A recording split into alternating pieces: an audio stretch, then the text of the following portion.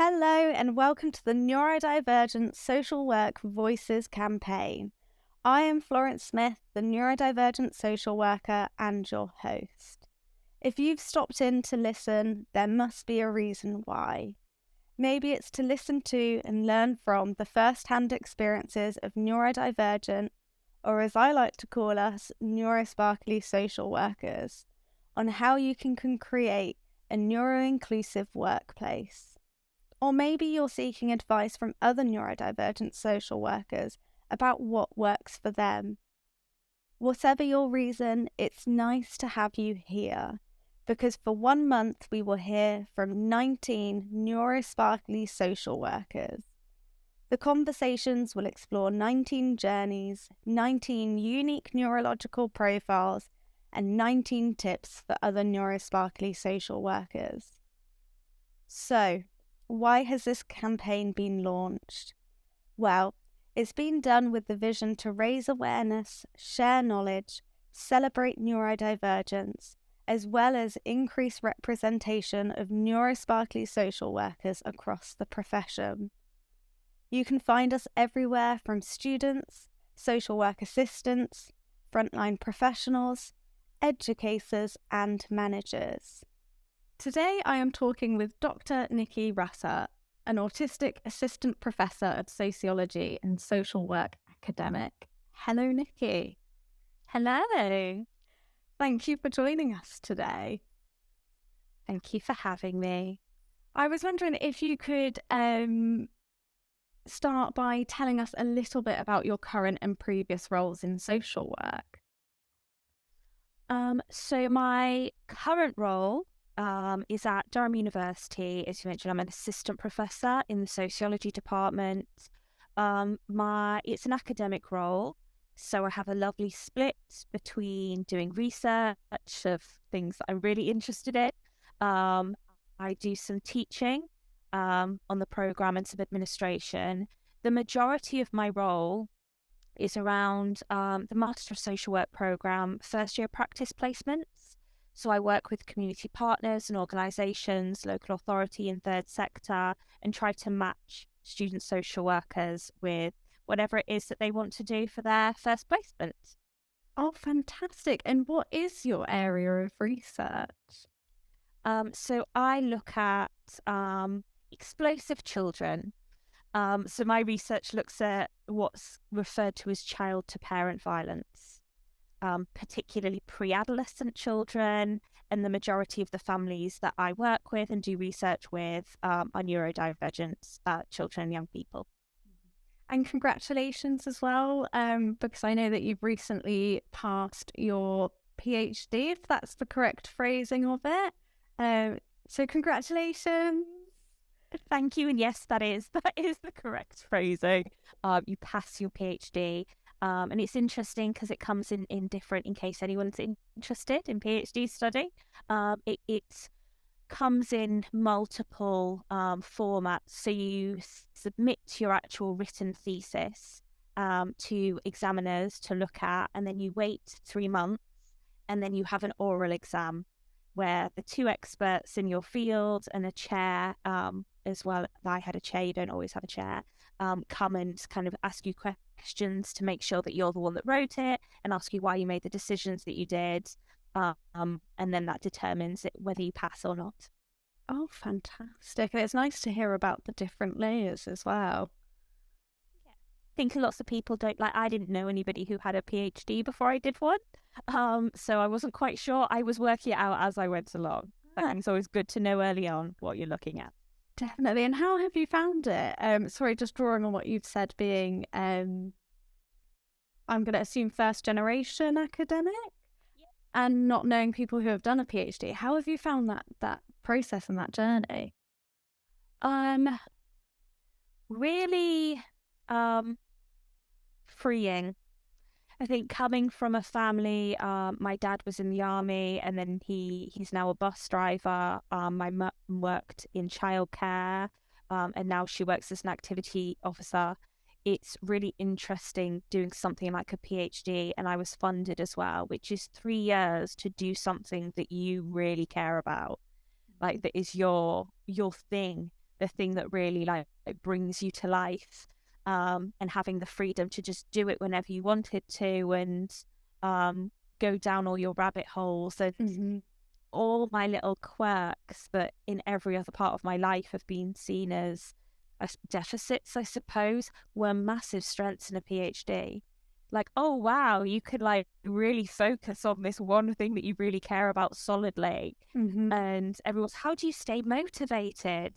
And it is hard towards the end, and I had lots of strategies, but for the first 2 years, it was just the thing that I really cared about and that I was passionate about, and so it was never work.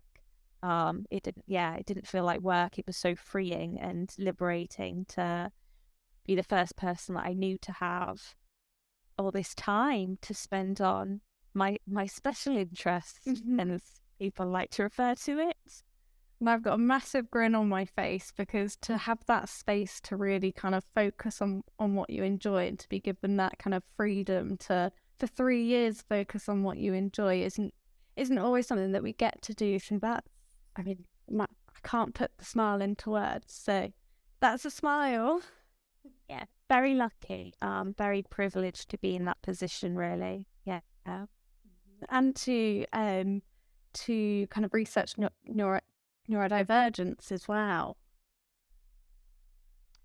So that was one of the really interesting parts of my journey, because I kind of knew that it would be about neurodivergent families going into it, because that was my pathway into it. Like, I'm a parent. My son was never really explosive at home, but he was in the school environment.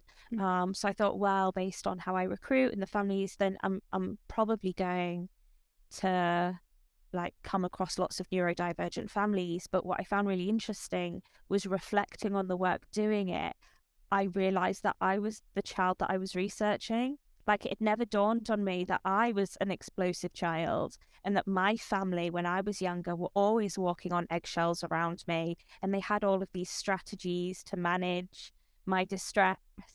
It never occurred to me that I was that child until I finished the work, and I was like, hang on, the stories that I'm hearing from parents, my parents could have told those stories.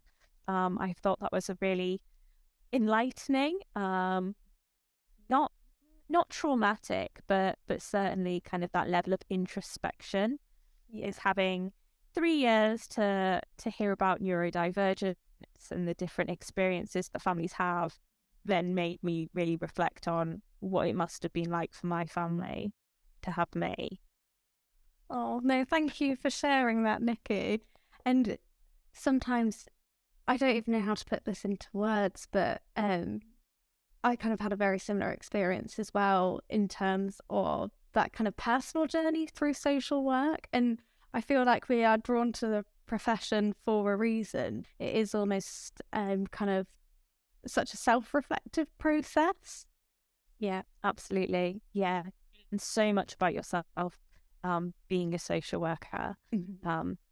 Even not in research, I found it in practice, kind of reflecting on myself and who I was. Yeah, absolutely. You do. It's a different level of knowing yourself, isn't it? Social work is evidence-based practice. Like, they want you to know about other people, but because we're people, we also learn about ourselves. Okay, and Nikki, please could you tell us a little bit about your neurodivergence and how your brain sparkles? Oh, how does my brain sparkle? I am very good at my job, like exceptionally good at my job. And I don't feel arrogant or bad saying that, because I am rubbish at so many things. I put the washing machine on for the 3rd time in a week today because I keep forgetting to take the clothes out. But like, when it comes to my job, I'm very, very good at it. So when it comes to research, my brain is very strategic. I'm very good at having this 3-year plan. Like, I write a lot with a friend who has ADHD, and I need her because she's beautifully creative and has this wonderful way of engaging with the world. And she needs me because I have this really systematic way of processing and understanding the world. And that's for various kind of experiences that I've had going through life, that structure and me go very well together. So I'm very systematic. I'm very good at planning. On average, it takes, I think, 3.5, 4 years to do a PhD. I finished mine in 2 years and 8 months, because from the very beginning, I was just very, these are what I have to do, and I will meet deadlines. I won't meet deadlines on the day that they're met. I'll make them 2 weeks beforehand, because, yeah.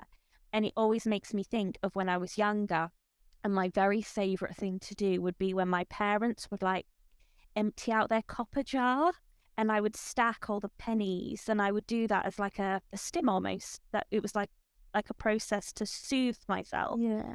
And I do that in research of like, right, what Excel sheet am I going to fill out now? What process am I going to follow that? And I find it very comforting. And even with my students and arranging placements, this student can sit in this box and this student can sit in this box. And it, in my brain, and it apparently it doesn't look like this to the outside world, but in my brain, it feels the same as putting the coins on the little stacks, so they're all in the right place. So I'd say that's what makes my brain sparkly. I really like patterns, but even more important than that, I'm able to put those patterns into real life research and process-based practices. Oh my gosh, that is fantastic. And for your sparkly brain to be so well suited to what you're doing at the moment as well is really fantastic. So, Nikki, can you tell me a little bit about your experience of social work? So this could be your experiences as a practitioner or your experience as an academic teaching social work students. Just generally, okay. I think something that has affected me at all of those levels, and I always wonder as well whether this affects neurotypical people, because it must do, but then I can't make assumptions, is like my lived experience of like being a service user, on the other side of it. So particularly, as many autistic girls do, I'm such a stereotype. I had lots of mental health issues, multiple attempts to take my own life, an eating disorder, ARFID, restricted food intake, if people don't know what ARFID is. So I, again, must keep things structured. But which is a complete stereotype with autistic girls. It's like lots of us have that as teenagers. So I had a lot of experience as a service user as well. My son's autistic. We've had some early health assessments with him. So a lot of what I bring to my practice, to my teaching, and to my research is that knowledge of what it's like to be on the other side, particularly when, like me, you might struggle to process lots of information, when you might struggle with the way things are communicated, because there's every rule you go into, there's a new language to learn. And it's not just the acronyms. Like everyone goes, oh, the acronyms are so hard. It's not just the acronyms. It's the workplace culture. It's the organization. It's the evil, the pure evil that is hot desking. Yeah. It's all of these kind of aspects. Like, I would like to be in an environment where I can go in and I know that my blanket is going to be on my chair, so I can sit and do case notes. At my current role at Durham, I have my own office that's a shared office, but it's shared with one other person. And it's someone who's very, very good at co-regulating. So if I need to have a conversation, she's so, like, her presence is just soothing. Yeah. She's that kind of social worker, because I'm in a social work team. And I think it's sometimes it's the simple things like that, of finding someone in the team, or really hoping that there's someone in the team that everyone recognizes is that person and that is their skill set. Like, they're very good at co-regulating and soothing and being able to kind of navigate that. That's the biggest challenge for me. and was in my practice and is as an academic, is that emotional needs and the sensory needs of having an environment that I know feels comfortable to me. I know where the radiators are. I can come in and I know my blankets are there and I'm not having to drag them from the car, which sounds so childish to someone who doesn't get it. But if you get it, you just get it. Yeah. And I'm very privileged that in my team, I'm surrounded by people who make me blankets. Like, so one of my presents when I passed my PhD was someone in my team who also organises placements and was my teacher when I was qualifying as a social worker, made me a blanket. So it's just kind of I don't think you can beat that, especially when you struggle with relationships already. Being with people who are just empathic and they can read you really well is so important.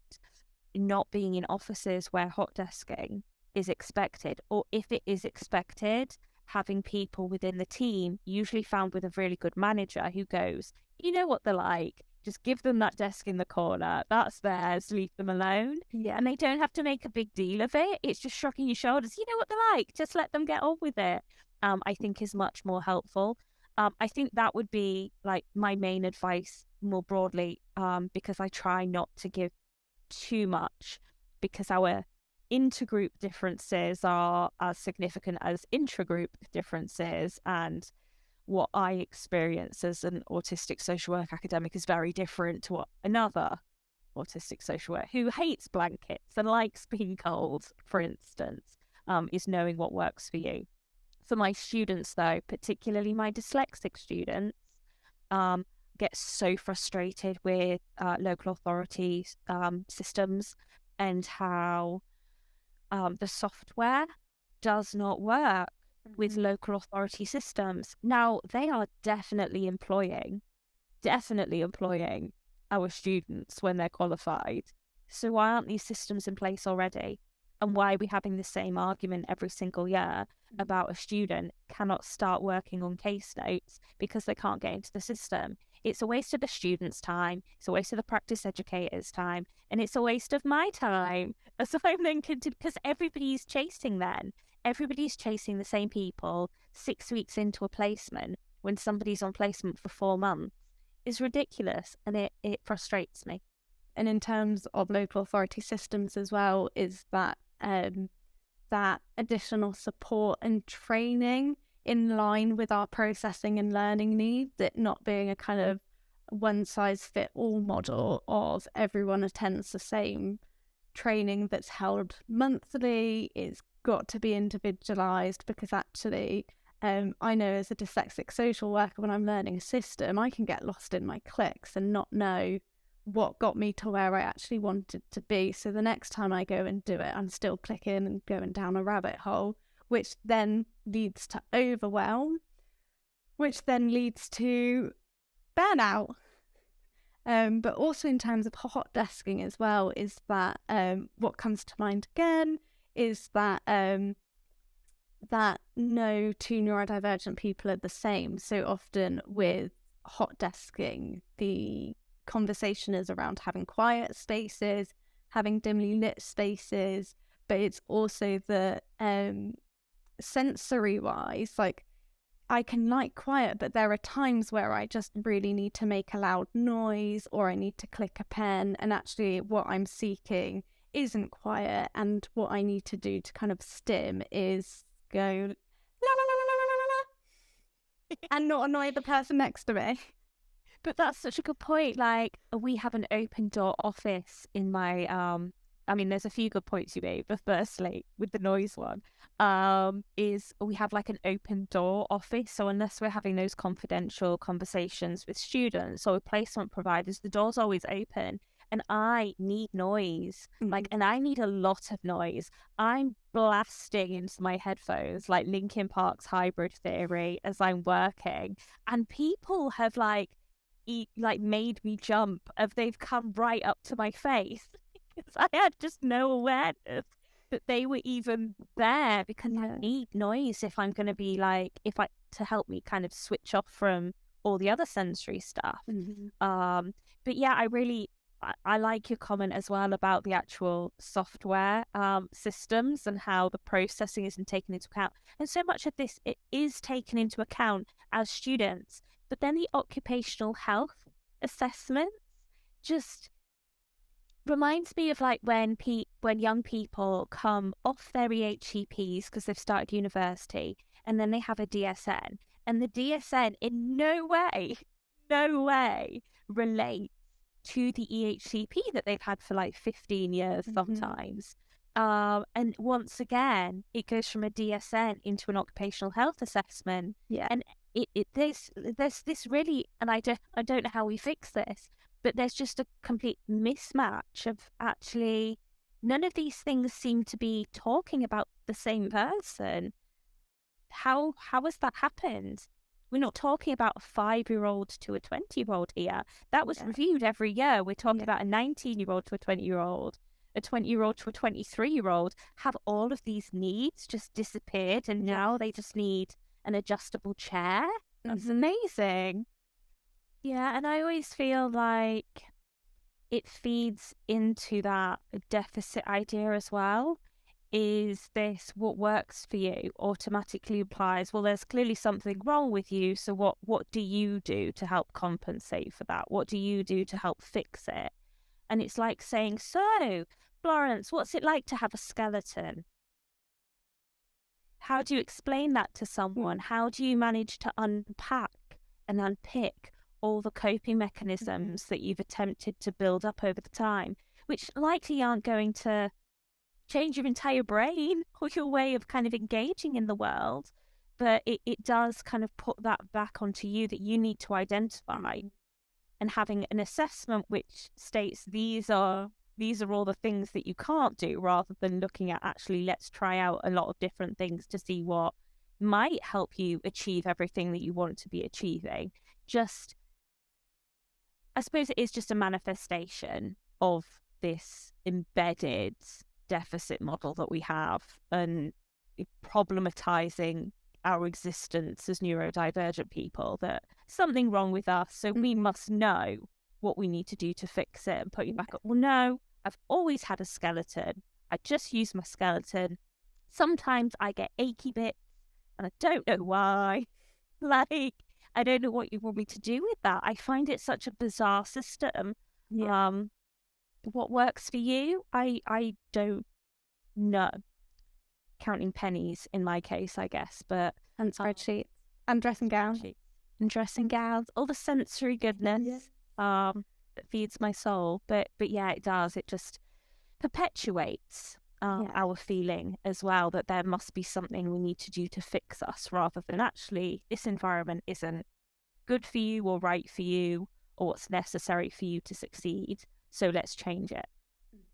And again, it's kind of perpetuating that constant comparison to neurotypical ways of working or standardized ways of working, rather than asking the question of what is your neurological profile? And I'm thinking kind of looking at it as a spiky profile, and actually how does your brain work, as opposed to it being how does your brain work when put in a very neurotypical scenario, or when asked to do something that, say, a dyslexic brain can't actually do, and then assessing kind of what our needs are based on that, rather than actually thinking, okay, so how do dyslexic brains work? That's such a good point. Yes, 100%, 100%. What do dyslexic people need? But actually, you're all a bit different. Yeah, different things probably. But yeah, I agree. Spiky profile, what are your sensory needs? What are your emotional needs? What are your practical needs? And just assessing it in a more holistic way, which as social workers, we should be doing anyway. We should be engaging with those things. But it's good enough for our families and our children and our adults, but it's not good enough for us. Exactly, that is practicing what we preach and modelling the model, which again is something that we preach. Yes. It's full circle. A figure of 8 to this. Oh, it's like infinity symbol, almost, the irony. It is, isn't it? And talking about full circle, I do like your journey from being a student at Durham and to kind of going full circle to PhD and getting a blanket from one of your lecturers. Yes. But Nikki, the last question we have to explore is, what advice would you give to other neurosparkly social workers? I don't think I'd give any advice per se, because I think everyone does the best they can do with the resources that are available to them. And if anyone's feeling like they do need advice, it's probably because they're not getting the resources that A, they need, but B, they're entitled to. I don't think anybody needs my advice, really. It would probably be terrible. But yeah, everyone comes into social work with a story, with a journey, and with a purpose. And I think neurodivergent people in particular are so well equipped, so well equipped to be fantastic social workers, that when there's that feeling that, not that they're failing, but that they're not meeting what they need to meet to succeed, then there are a million people who can be there to help them to access support. So for my students, for instance, it would be a case of, I don't want to say me, but like the university as an institution has a legal responsibility to be supporting the students, and sometimes you feel like you're just surrounded by people who don't get it. If you're not getting it where you are, then reach out. I think that's why the special interest group's really good, is having so many people who have similar stories, similar experiences, but also some really successful members who've done incredibly well and had really long careers because they've been able to navigate those challenges, and reaching out to those people who have managed to navigate them really well is always a great thing to do, because I just really like the phrase, before you diagnose yourself with low self-esteem or depression, just make sure you're not surrounded by arseholes. And I feel that way, like, is 20% more with neurodivergent people, is if you're feeling that you're not good enough, or that you're not capable, or that you don't have the skill set or the knowledge or the ability, like, it's probably the people around you, to be honest. I really don't think it's you. Oh, definitely. And you say that you don't have advice, but I think that is the best bit of advice. It's kind of, to try and summarize it, which as the dyslexic I might not do very well, is kind of, if you feel like you're struggling, change the lens with which you see the situation, in terms of, don't internalize it as something that is wrong with you, and instead, okay, so what's wrong with the people in the systems around me that are making me feel like I'm struggling? 100%, yeah. No, I love that, Nikki. Thank you. And thank you so much for giving your time to celebrate neurodivergence in social work, and for sharing your experiences. And thank you to everyone who has listened. If you are interested in learning more about neurodivergent social workers and neuro-inclusion, please check out the Neurodivergent Social Worker website and the British Association of Social Workers Special Interest Group. The link to both the website and special interest group will be in the description below. Thank you.